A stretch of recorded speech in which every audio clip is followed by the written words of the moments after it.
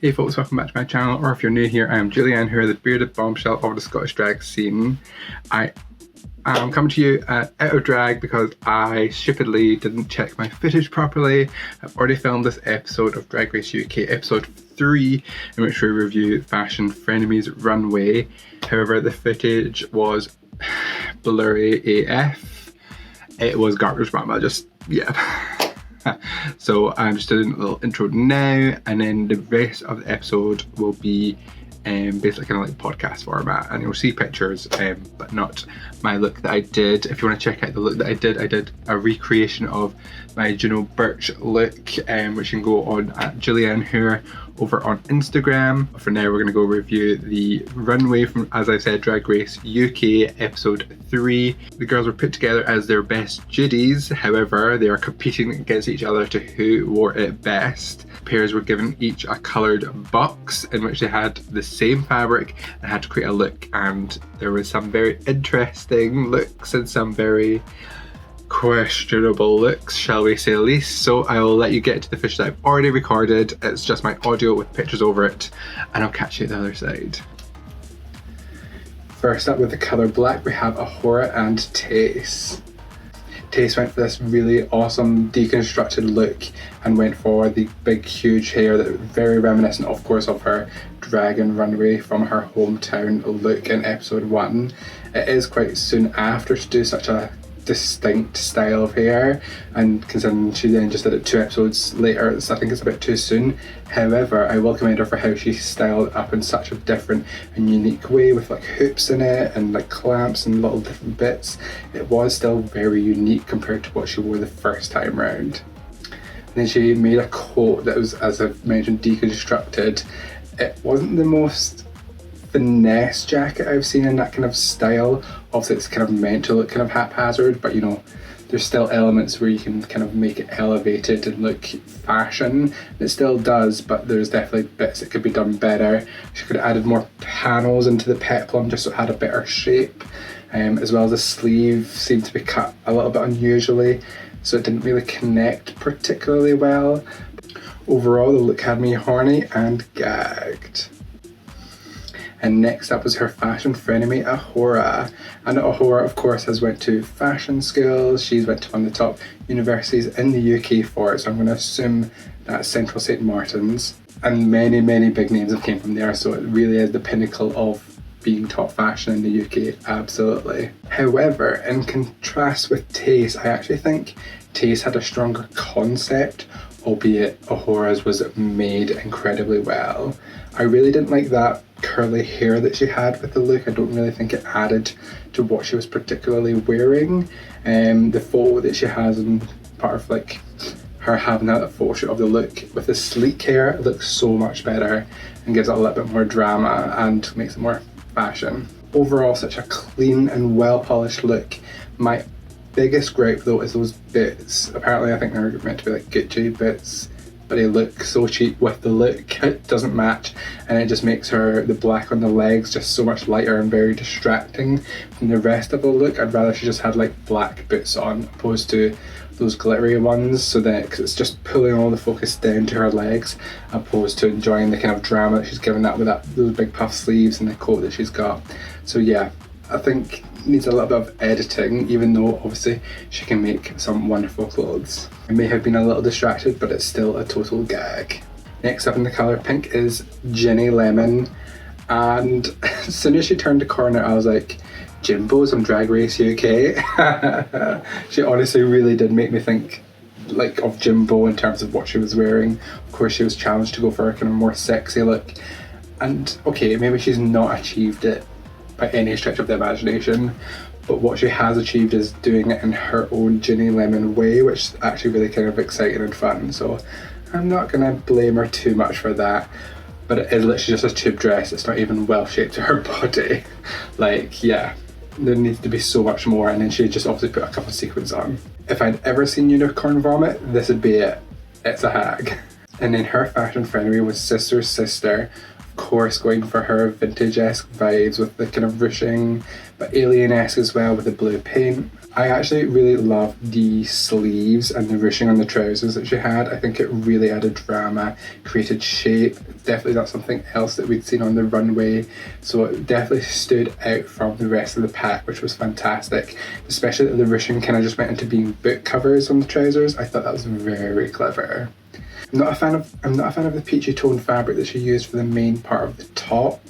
Obviously they're quite limited on materials, and obviously there's different shades of the different things that they get given in their box, so I can't blame her for the choice of it. Maybe there was nothing that kind of would have draped as well as that fabric, so fair enough on that point, but I was personally just not a fan of it. And then her makeup, I just wish it was more kind of saturated in colour to kind of match the bright pink that she had on. Felt too light on the face and faded.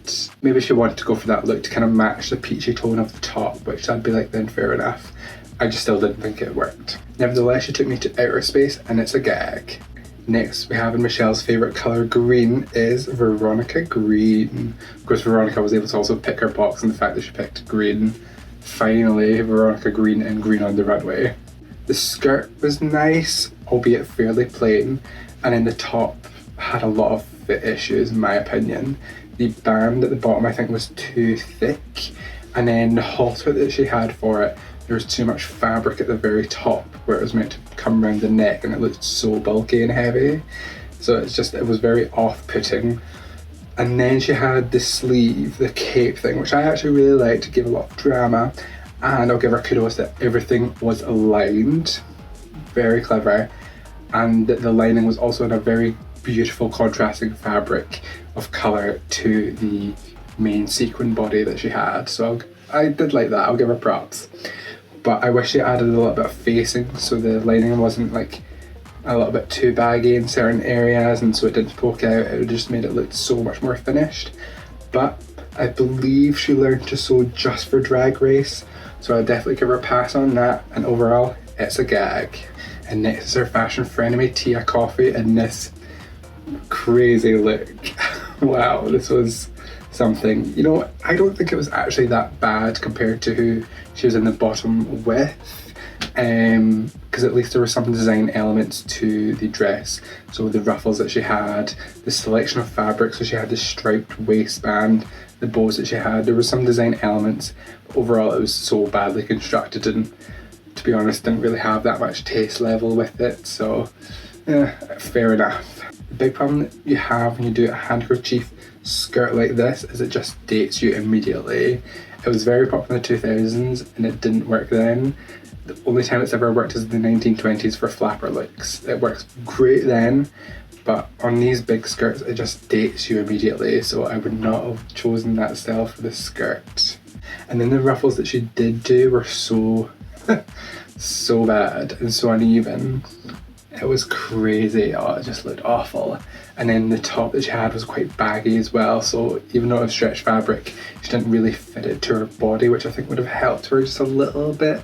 Veronica's for the most part was quite well finished. There was nicer style elements and taste elements to it, so that's why it's more of a gag. And Tia Coffee, unfortunately, it's a hag. Next in the colour blue we have is Elena Mandela in this very basic dress, skater dress. So simple. I honestly don't have much to say about it except that it's boring. It was really well made, but there was just no style to it, there's no taste to it. It didn't tell me anything about Elena Mandela in this challenge. So straight up, I'm gonna skip to it because there's nothing much else to say except that it's a hag.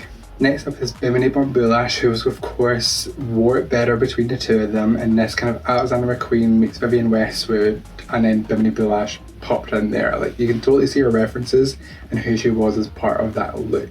When she turned around and showed off her bare ass with the lace showing through it, you could see like that's Bimini Blast giving you exactly who she is, but also pulling in these references to make it fashion. Again, with these type of gowns, I do prefer a bit more of a silhouette just because it really emphasises it, but because Bimini is showing off her body through it, like, I'm not going to complain because there's obviously certain style choices according to her drag character, so I'll leave it at that because it's a total gag. And last but most certainly not least is our gold group, Team Scotland, Ellie and Lawrence, who frankly I was so excited to see both of them, and when they both turned out their looks so fantastically. It was honestly so hard to pick which one was going to be better. First in we have is Ellie Diamond doing a Marie Antoinette look, and I can totally see the kind of way they would maybe see it as a pirate or panto from the styling of it, particularly with those bits. Those are a bit more piratey than Marie Antoinette, and then obviously the style goes into the same kind of era, so yeah, I can see where the translation didn't necessarily quite come through from the head to toe look. But to be fair, she did have a little snuff box which she blew out at the end of the runway, so it kind of hinted towards the more Marie Antoinette opposed to rum drinking pirate, for example. So yeah, I totally loved it. The embellishment she had on it was fantastic. The fact it all went into the hair, the sleeves, all was a head to toe look and concept. She really thought of all the individual different elements that she would need to have and put it together for the runway, and I absolutely loved it. Ellie Diamond, no surprise this week, is a total gag. And next up is Chaney, who was the winner of this week's challenge, which is no surprise because her look was phenomenal, and again it really spoke to who Lawrence is as a drag queen. It's very much her style, but she really picked the fabrics in her box so incredibly well. That she had the mesh lined on the top, then had the mesh exposed on the sleeve, just showed so much intention with it, and then it was a great selection of the skirt and then the different bits of trimming that she had for the waistband.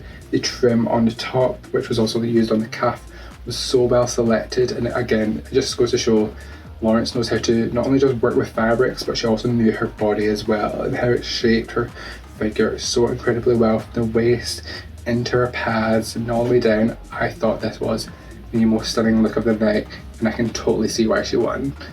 Lawrence Chaney, not only did you have us all gagged, I'm going to straight up tell you, you're the gaggiest gag of the week. And that is it for the episode. Wow, what an episode.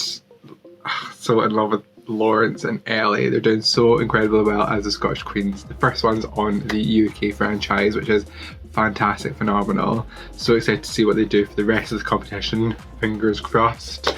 Unfortunately, of course, we do say goodbye to Elena Mandela this episode, which was such a surprise when they said that her and Tia Coffee were going to be in the bottom two to lip sync for their life. I think all of us kind of presumed that Tia was going to go home, but unfortunately Estina does, and because you know what, Tia really killed that lip sync. It was really amazing and it was really funny. So I think I agree with the outcome, although I really thought Ginny would have been in the bottom two against Tia, but obviously the producers want to keep her. Make sure to go give Estina Mandela a follow over on all her social media and let me know in the comments down below who was your gaggiest gag. If you enjoyed this video, make sure to press that like button down below, subscribe and ring that bell icon so you get notified every time I upload a brand new video. If you want to check out more of me, make sure to check all my social media channels at Julianne Hoore, including my latest Juno Birch look, which I was meant to be in right now. Whoops. And I'll catch y'all in the next one. Bye folks.